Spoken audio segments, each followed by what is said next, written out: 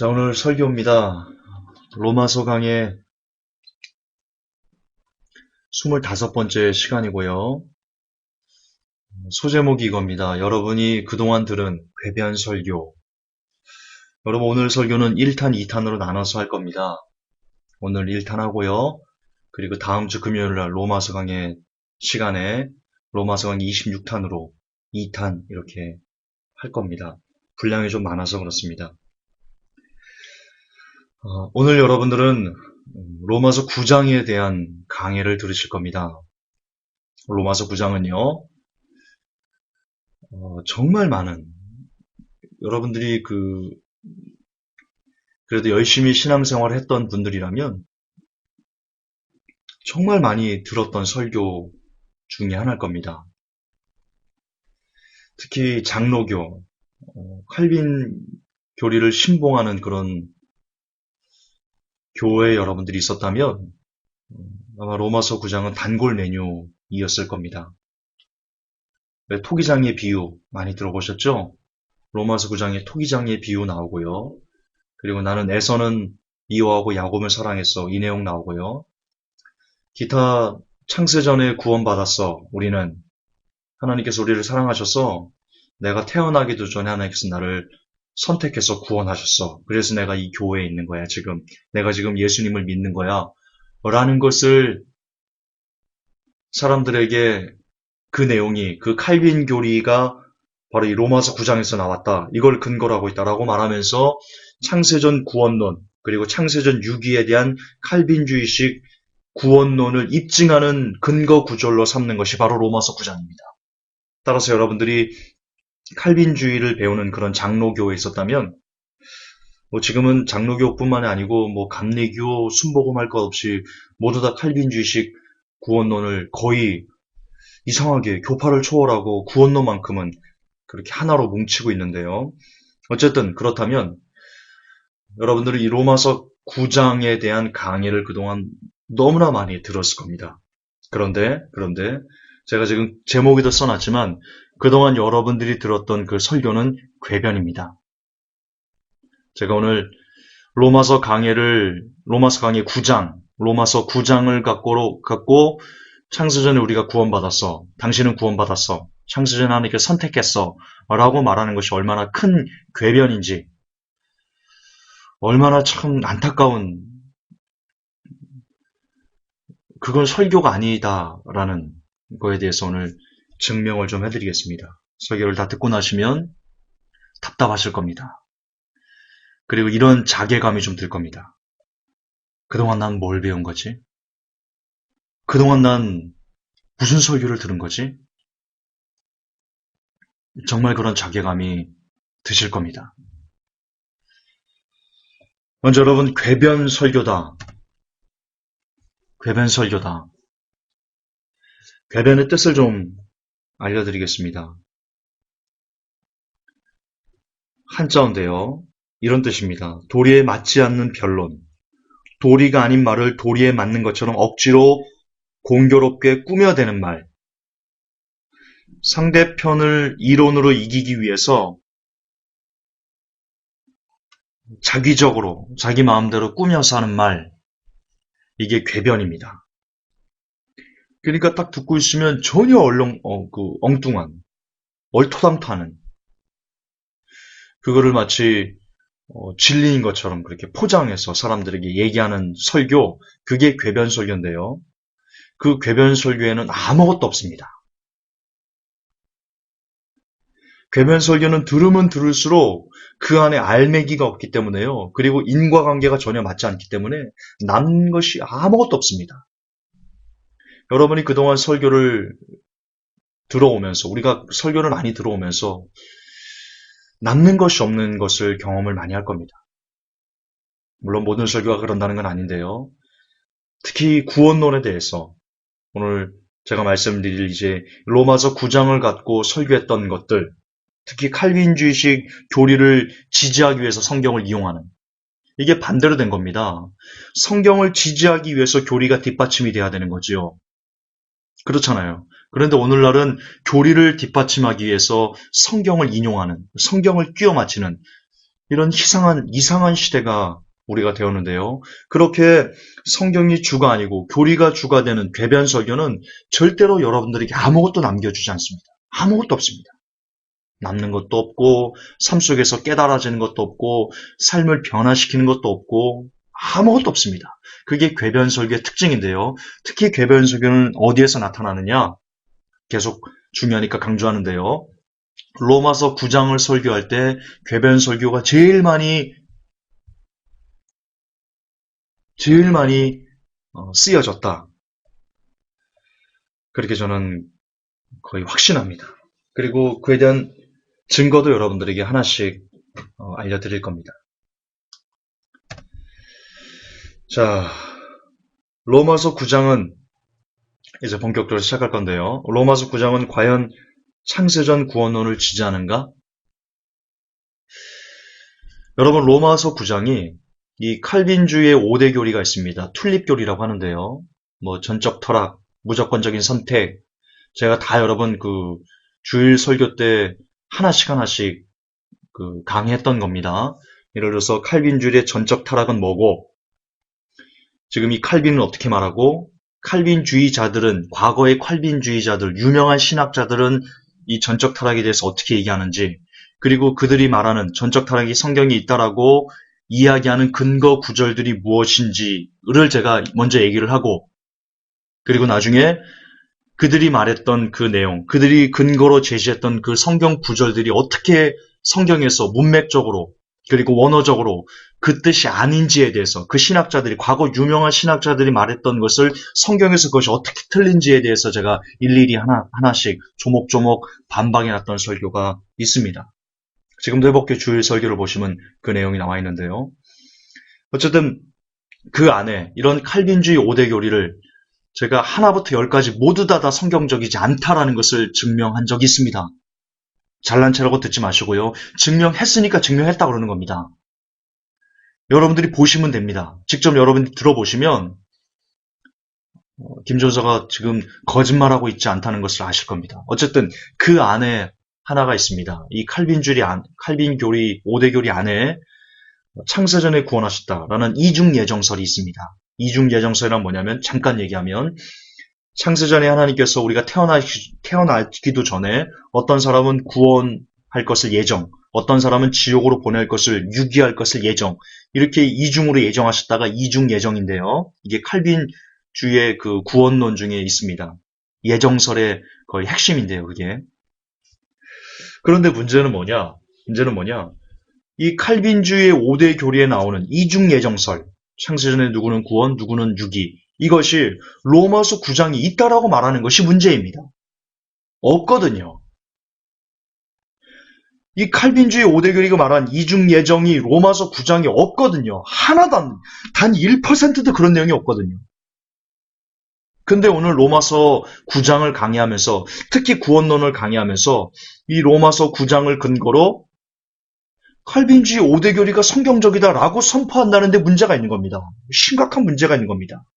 궤변 설교를 하고 있는 겁니다.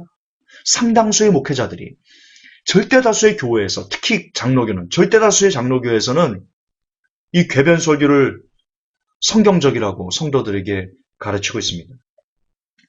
자, 우선 제가 왜 이 사람들이 이 로마서 9장 이 칼빈주의 5대 교리를 지지한다라고 이야기하는지 5가지로 쪼갰습니다, 제가. 이 로마서 9장을 인수분해하면요, 이런 내용이 나옵니다.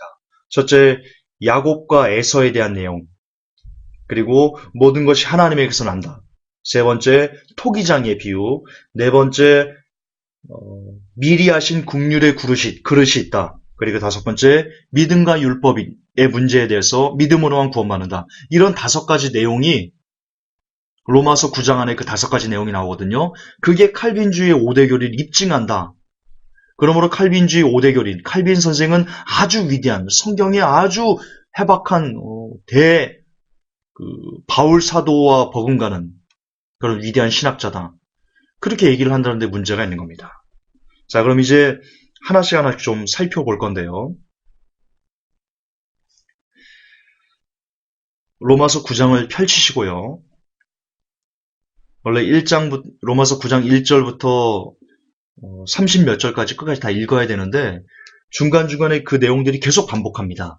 제가 설교를 하면서.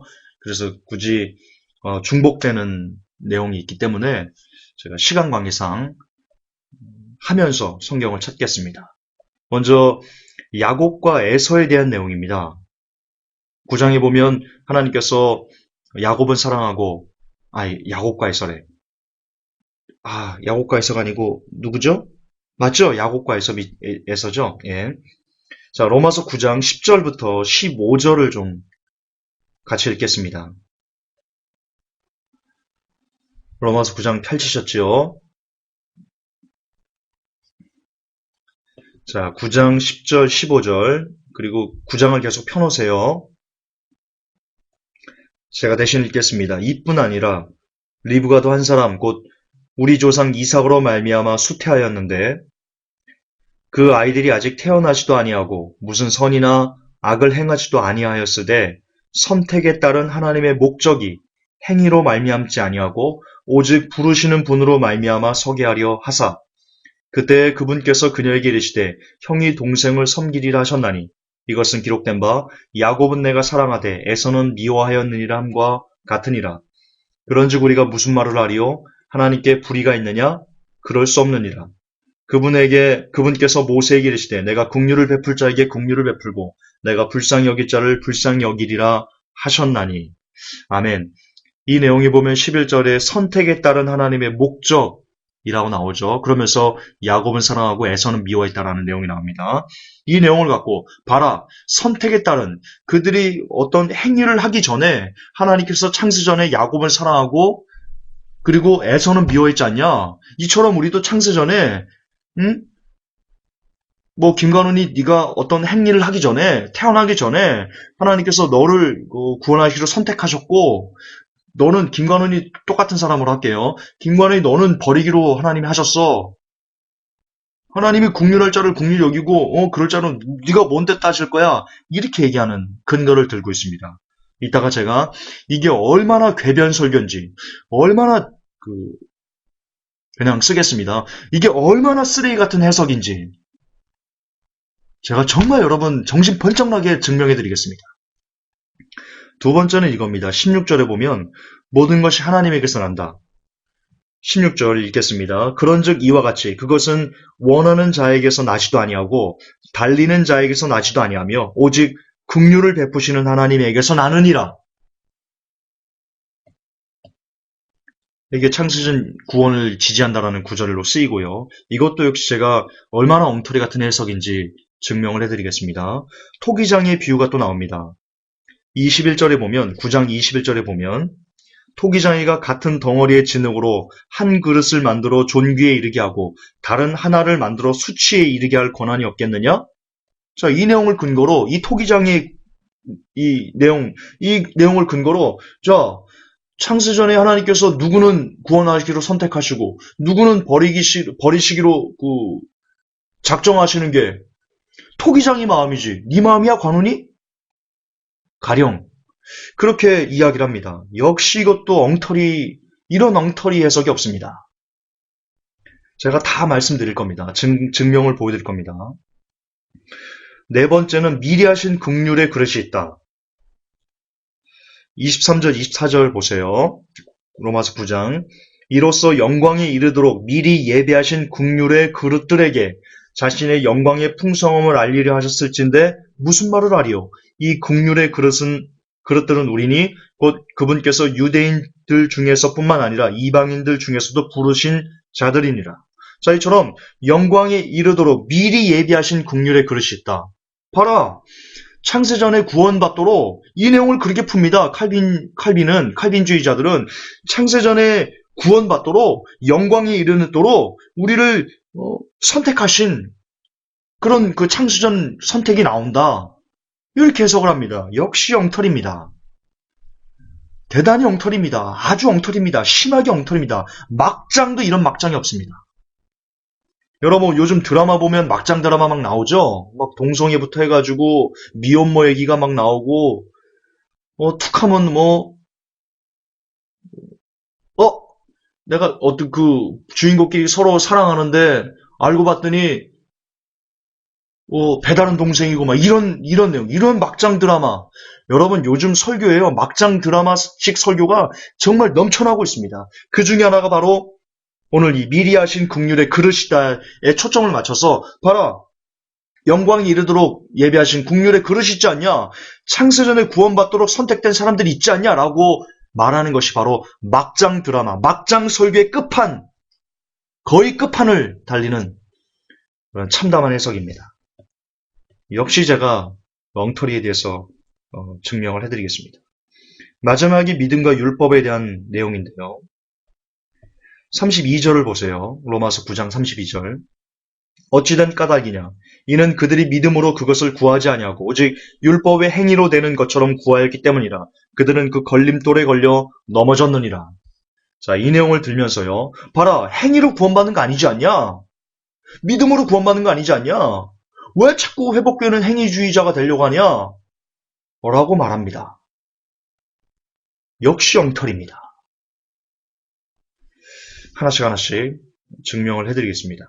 오늘은 이 5개 중에서요. 야곱과 에서에 관한 문제, 하나님에게서 난다는 것에 대한 문제, 토기장의 비유, 미리 하신 긍휼의 그릇이 있다라는 문제, 그리고 믿음과 율법에 대해서 이 5가지를 오늘 시간상 다 못합니다. 오늘은 딱 2개만 볼 겁니다. 야곱과 에서, 그리고 하나님에게서 난다라는 것에 대한 그 본질이라고까지 말할 필요도 없습니다. 그냥 성경에 나왔습니다. 그게 무슨 뜻인지. 그럼 이제 이 문제들을 해결을 해봅시다. 고민 타파 해봅시다. 먼저 첫 번째, 야곱과 에서의 문제를 좀 듭시다. 아까 여러분들이 읽으셨듯이 잠깐 다시 볼게요. 10절, 15절 보면 11절 특히 주목하세요. 그 아이들이 아직 태어나지도 아니하고 무슨 선이나 악을 행하지도 아니하였으되 선택에 따른 하나님의 목적이 행위로 말미암지 아니하고 오직 부르시는 분으로 말미암아 서게 하려 하사. 자, 이 내용이요. 이걸 갖고 그것도 반복하지만 칼빈주의자들 그리고 칼빈은 어떻게 해석했냐? 이것이 창세전 구원론이다. 창세전에 하나님께서 구원하실 자를 구원하시고 택하시고 창세전에 지옥 보낼 사람들을 유기하실 사람을 역시 선택하셨다. 라는 것을 증명하는 핵심 구절이다라고 말하면서 바로 로마서 9장 이 11절을 들이댑니다.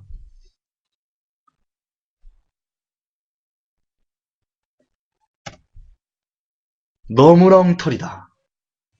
자, 이거는 무슨 내용이냐? 여러분 로마서 9장 1절부터 보면 뚜렷하게 알 수 있습니다.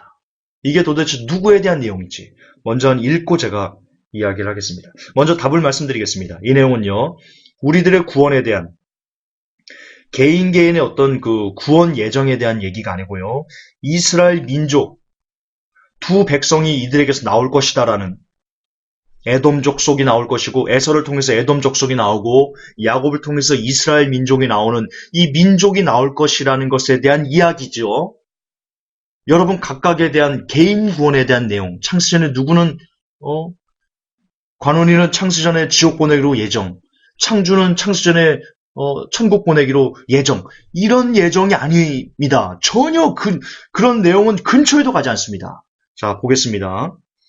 로마서 9장 1절을 보세요. 사도 바울이 이렇게 얘기합니다. 내가 그리스도 안에서 진실을 말하고 거짓말을 하지 아니하노라.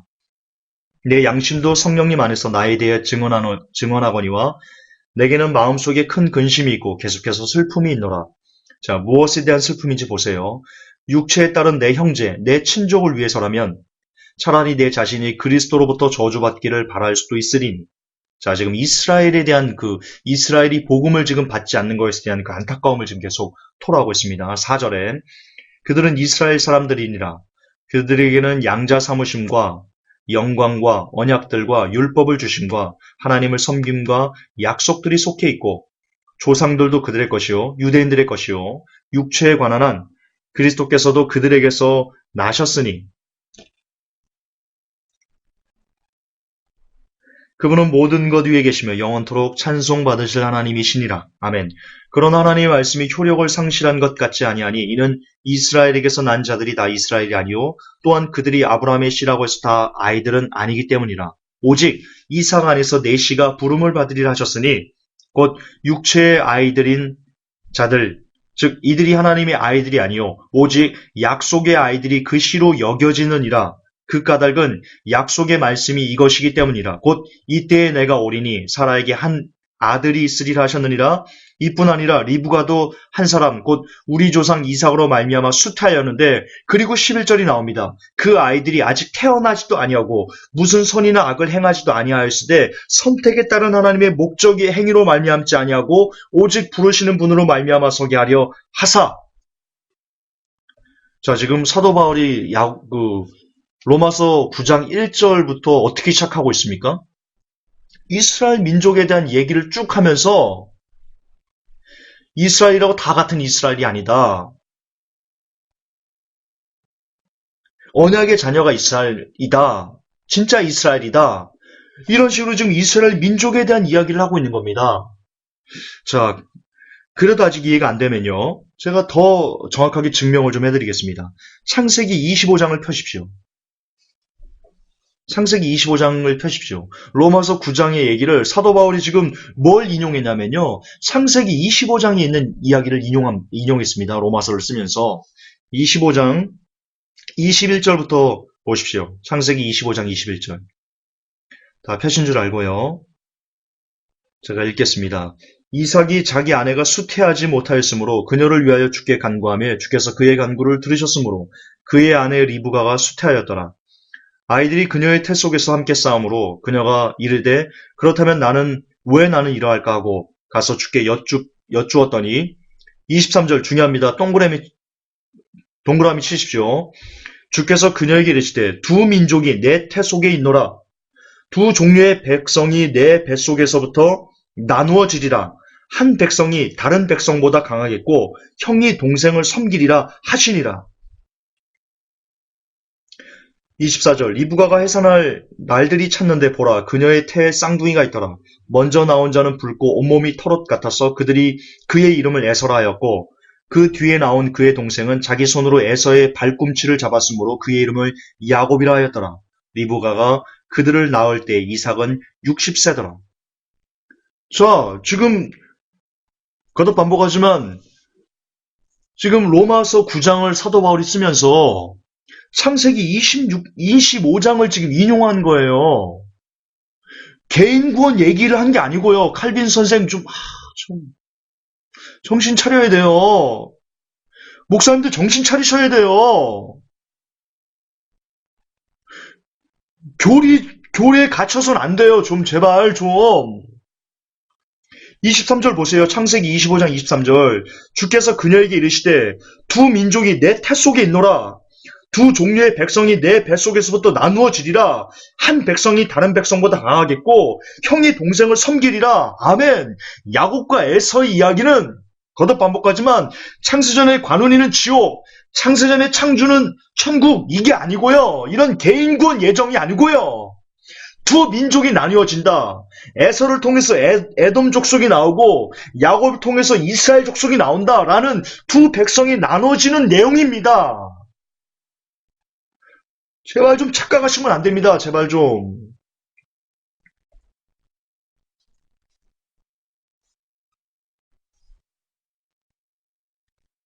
또한 여러분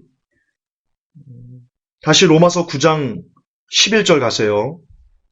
그 아이들이 아직 태어나지도 아니하고 무슨 선이나 악을 행하지도 아니하였으되 선택에 따른 하나님의 목적의 행위로 말미암았다. 자, 이 내용 뭔지 보여드릴게요.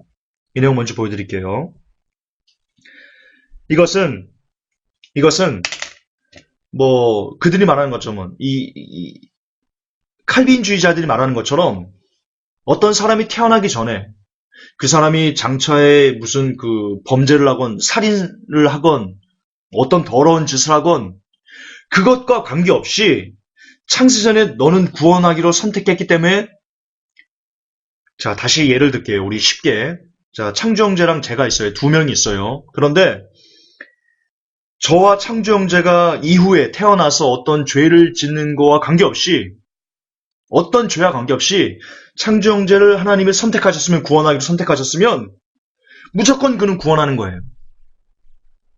그렇게 얘기를 해요, 칼빈주의자들이. 그리고 마찬가지로 저 역시, 관훈이 역시 앞으로 태어나서 무슨 짓을 하기, 그런 걸 관계없이 무조건 그냥 지옥, 이렇게 얘기하는 게 지금 그것이 하나님의 그 권능이다, 절대 전능이다 라고 말하는 것이 칼빈주의자고요. 거기에 대한 근거 구절을 로마서 9장 11절을 든다는 거예요.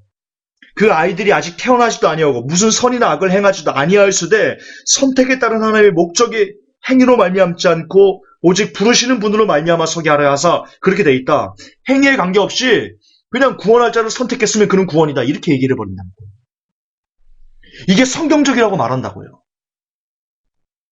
그러나 악과 선을 행하지 않다는 의미는 뭐냐?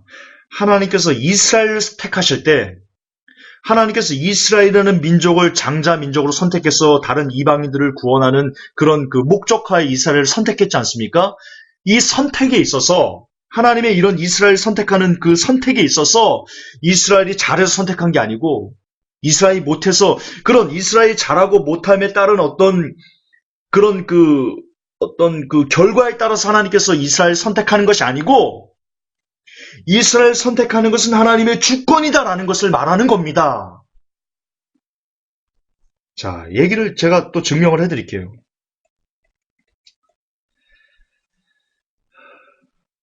증명을 좀 해드릴게요. 창세기 26장을 피세요. 25장 바로 뒤이죠. 26장을 피세요. 1절부터 6절까지 보세요. 제가 읽어드릴게요. 아브라함 시대에 있었던 첫 번째 기근 말고 다른 기근이 그 땅에 들었으므로 이삭이 그랄로 가서 블레셋 사람들의 왕 아비멜렉에게 이르니, 주께서 그에게 나타나 이르시되 이집트로 내려가지 말고 내가 내게 말해주는 땅에 거하라. 이 땅에 머무르라. 내가 너와 함께하고 내게 복을 주리라. 지금 하나님이 이삭에게 말씀하시는 거예요. 내가 이 모든 지역을 너와 내 씨에게 주고 내가 내 아버지 아브라함에게 맹세한 그 맹세를 이행하며 또 내 씨를 하늘의 별들같이 번성하게 하고 이 모든 지역을 내 씨에게 주리니 내 씨 안에서 땅의 모든 민족들이 복을 받으리라. 이는 아브라함이 내 음성에 순종하고 내가 명한 것과 내 명령과 내 법규와 내 법률을 지켰기 때문이라 하시니라. 이삭이 그랄에 거하였더라. 자, 하나님께서 지금 이스라엘을 택한 이유가 뭡니까? 아브라함과의 언약 때문에 이스라엘을 택했다는 겁니다. 이스라엘이 잘해서, 훗날 이스라엘이 하나님 앞에 잘할 거기 때문에, 똑바로 살 거기 때문에, 그래서 하나님께서 이스라엘 택한 것이 아니고, 지금 창세기 26장을 보면 하나님께서 아브라함과 언약하셨기 때문에, 아브라함에게 하나님께서 언약하셨어요. 하늘을 바라보라, 무뼈를 바라보라. 그 보는 내 자손이 저 하늘의 무뼈와 같이 될 것이다. 아브라함이 그 말을 믿음에 하나님께서 그것을 의로 여기셨다, 이렇게 나오죠. 이처럼 하나님께서 아브라함과 언약하신 것이 있어요. 그것 때문에 비록 훗날 이스라엘이 너무나 목이 곧은 백성이고 하나님 앞에 그렇게 잘못하고 하나님을 그렇게 하나님의 뜻을 내팽개치고 지 마음대로 살고 이러는 정말 그런 민족이 없을 정도로, 하나님을 반항하는 민족이 그렇게 없을 정도로, 심지어 예수 그리스도를 못 박아 죽일 정도로 사악한 그런 민족이었던 이스라엘이, 그럼에도 불구하고 하나님께서 아브라함과의 언약 때문에, 그 약속 때문에 이스라엘을 택하실 것이다 라는 말씀이 바로 로마서 9장 11절에 그 아이들이 아직 태어나지도 아니하고 무슨 선이나 악을 행하지도 아니하였으되 선택에 따른 하나님의 목적의 행위로 말미암지 아니하고 오직 부르시는 분으로 말미암아 서게 하려 하사. 이것 때문에 하나님께서 선과 악을 따지지 않고 그냥 이스라엘을 선택하신 겁니다. 자, 또 하나의 증거를 좀 보여드릴게요. 언약 때문이라는 것에 대한 증거. 신명기 9장을 보시면요. 신명기 9장 9절부터 잘 이렇게 빨리빨리 못 찾으시는 분들은 적어두세요. 신명기 9장 3절부터 8절까지입니다. 제가 대신 읽어드리겠습니다. 오늘날 너는 알라. 내 하나님 여호와께서 맹렬한 불과 같이 내 앞에 나아가신즉 여호와께서 그들을 파하사 내 앞에 엎드려지게 하시리니 여호와께서 내게 말씀하신 것 같이 너는 그들을 쫓아내며 속히 멸할 것이라. 내 하나님 여호와께서 그들을 내 앞에서 쫓아내신 후에 내가 심중에 이르기를 나의 의로움을 인하여 여호와께서 나를 이 땅으로 인도하여 들여서 그것을 얻게 하셨다 하지 말라. 실상은 이 민족들이 악함을 인하여 여호와께서 그들을 내 앞에서 쫓아내심이니라. 잘난 체하지 마라. 니들 잘나서 이 가나안 땅에 들어온 거 아니다. 이스라엘 민족 니들이 잘나서 들어온 거 아니다. 잘난 체하지 말아라. 지금 그렇게 얘기합니다. 자, 6절 중요합니다. 그러므로 내가 알 것은 5절이 키포인트입니다. 내가 가서 그 땅을 얻음은 너의 의로움을 인함도 아니요 내 마음이 정직함을 인함도 아니요 이 민족들의 악함을 인하여 내 하나님 여호와께서 그들을 내 앞에서 쫓아내심이라. 여호와께서 이같이 하심은 내 열조 아브라함과 이삭과 야곱에게 하신 맹세를 이루려 하심이라. 할렐루야. 그렇습니다.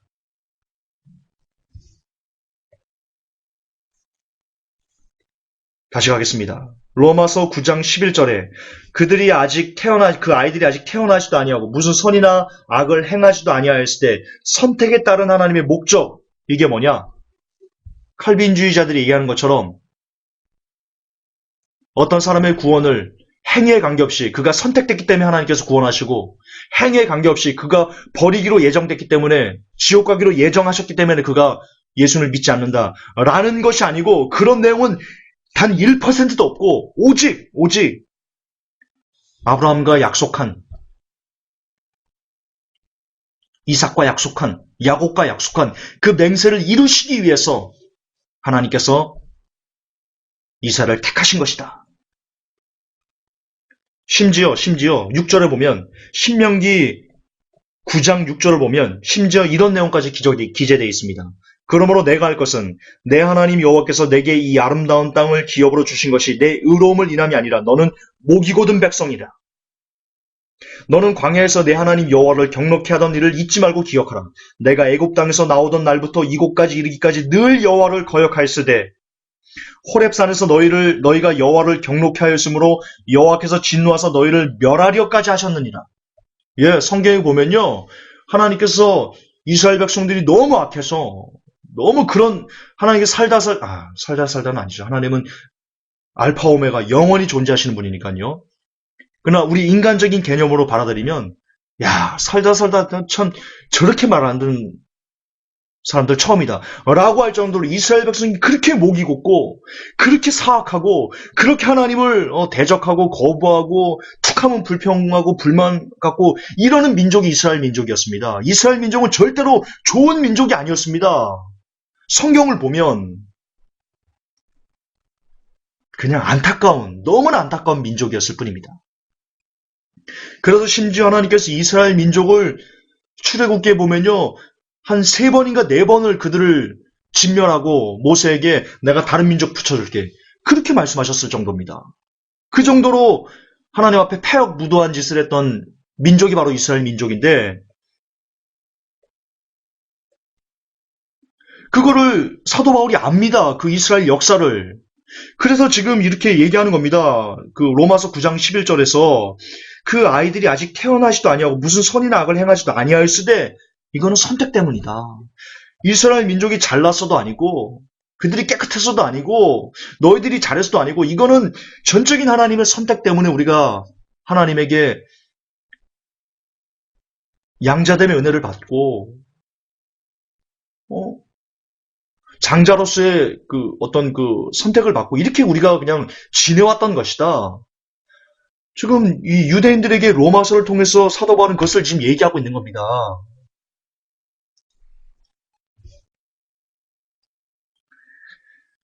그래서 거듭 반복하지만 야곱과 에서에 대한 이 내용, 로마서 9장에 대한 야곱과 에서에 대한 내용을 근거로 절대로 여러분들이 설교해서는 안 되는, 절대로 여러분들이 들어서는 안 되는 설교는 뭐냐? 자, 야곱과 에서 그들이 태어나지도 않고 악을 행하지도 않았을 때 하나님이 선택하셨죠. 이처럼 하나님께서 우리의 구원도 우리의 행위와 관계없이 선택됐으면 구원, 선택되지 못하면 지옥인 겁니다. 여러분 지금 교회 나와 있습니까? 지금 예수님 믿습니까? 선택됐기 때문입니다. 라고 말해서는 안 되고 그렇게 설교해서는 안 되고 그건 궤변 설교의 전형이고 또한 그런 설교를 들어서도 안 돼요. 그런 설교를 들으면 귀가 썩어요. 여러분들. 귀만 썩으면 좋겠어요. 여러분이 영이 썩어버려요. 영이. 아무것도 남는 게 없어요. 그 얘기가 아니에요. 마지막이요. 지금 시간이 34분인데.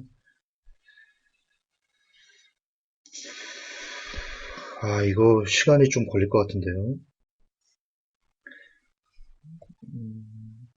두 번째. 두 번째 다음에 할게요. 두 번째 하나님에게서 난다. 이게 그 분량이 좀 되거든요. 이게 한 20분 정도 제가 얼추 계산이 그 정도 될 것 같은데. 두 번째부터 2, 3, 4, 5번 시리즈로 이렇게 나눠서 하겠습니다. 자, 그러면 이런 궤변 설교를 벗으려면 우리가 어떻게 해야 됩니까? 자, 지금 호랑이가 저 무서운 맹수들이 여러분을 잡아먹으려고 지금 쫓아오고 있습니다. 어떻게 해야 됩니까? 무서우니까 그냥 머리 콱 박고 안 보면 됩니까? 저들이 달려오는 것을 치킨런, 이 닭처럼 도망가야 됩니다. 막 하면서 치킨런 해야 됩니다. 그렇습니다. 살려면 도망가야 됩니다. 이 도망가는 길은 무엇인지 압니까? 어떻게 해야 도망갈 수 있습니까? 저들이 다가오는 것을 알아야죠. 그리고 저가 무섭다는 것을 알아야지 여러분 도망갈 거 아닙니까? 그렇죠? 무슨 말이냐? 이 설교가, 이 칼빈주의에 입각한 구원론이 얼마나 무서운 호랑이 같은, 우리를 잡아삼키려는 호랑이 같은 그런 나쁜 가치관, 나쁜 교리라는 것을 여러분이 인지해야지만 도망갈 수 있을 거 아닙니까? 호랑이를 고양이로 착각하면 닭이 도망가겠습니까? 호랑이를 호랑이라고 바르게 인지해야지 도망갈 수 있는 겁니다. 쫓아오네, 도망가야지. 그래야 안 죽습니다. 알아야 됩니다. 여러분, 군인들이 갓 제대하면요, 특히 군 생활을 오래 했던 분들, 20년, 30년 하고 퇴역한 장성들, 그리고 하사관들, 이젠 부사관이죠. 그렇게 여러분, 군대에서 사회와 격리된 채 군대에서 오래 했던 사람들은요, 사회에 나와서 사기꾼들에게 1순위입니다. 1순위로 잡아먹힙니다. 왜요? 사회의 험난함을 잘 모르기 때문입니다. 따라서 사회에서 사기당하지 않으려면 사회가 얼마나 매정하고 얼마나 사납고 정말 눈 감으면 코 베어가는 세상이라는 것을 알아야지만, 인지해야지만 사기를 안 당할 수 있습니다. 사기는 몰라서 당하는 겁니다. 이처럼 알아야 됩니다. 알아야 면장도 합니다. 그러면 어떻게 해야 됩니까? 무엇을 알아야 됩니까? 여러분이 성경을 알아야 됩니다. 왜냐, 이들이 성경을 갖고 사기를 치니까 여러분이 성경에 대해서 너무나 명확한 진리를 알고 있어야지, 성경이 여러분 안에 가득 차 있어야지, 말씀이 여러분 안에 가득 차 있어야지, 누가 이런 말 할 때, 이렇게 도망칠 수 있는 겁니다. 그 위험을 알고. 야, 성경을 그렇게 변질시키면 위험하지, 우리 죽지, 우리 영이 썩어버리지. 라고 말하면서 도망칠 수 있게 됩니다. 그러므로 궤변 설교에서 벗어나기 위해서는 여러분이 이 궤변 설교, 오늘날 너무나 심각하게 퍼져 있는 두루 편만에 있는 이 궤변 설교, 우리의 영혼을 썩게 만드는 이런 쓰레기들에 대해서 우리가 벗어날 수 있는 유일한 길은 여러분이 늘 주야로 하나님의 말씀을 묵상하면서 그 말씀을 여러분의 영의 심령에 깊숙이 채워서 그렇게 기도와 말씀으로 여러분이 가득 차 있을 때 여러분이 위험을 인지할 수 있고 그 위험으로부터 벗어날 수 있고 도망가서 살 수 있을 것입니다. 그러므로 오늘도 저의 설교의 결론은 한 가지입니다. 살려면 기도 말씀을 하십시오. 저는 다음 주 로마서 강의 26탄 때 나머지 부분을 여러분과 함께 하나님에게서 난다, 토기장의 비유, 미리 하신 긍휼의 그릇, 그리고 믿음과 율법의 관계에 대해서 로마서 9장에서 잘못 해석되는 내용들을 여러분에게 증거를 갖고 다시 한번 여러분이 들었던 그 설교가 궤변 설교라는 것을 증명하기 위해서 찾아오도록 하겠습니다. 다음 주에 만나 뵙겠습니다. 하나님 아버지, 감사합니다.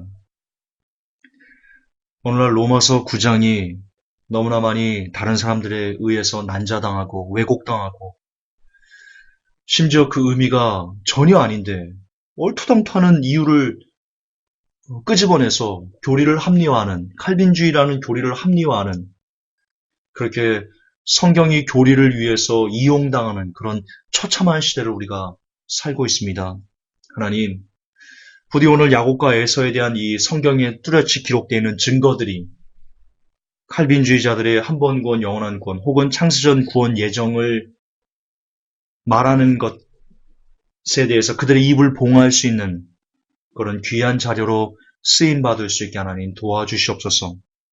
더불어 저를 비롯해서 모든 회복회 성도들이 기도와 말씀으로 잘 무장되어서 위기로 바르게 직시할 수 있는 사람 되게 하여 주옵소서. 따라서 모두 다 살 수 있는 복된 영혼들 될 수 있도록 하나님 인도해 주옵소서. 우리 구주 예수님 이름 받들어 감사하며 기도합나이다. 아멘. 감사합니다.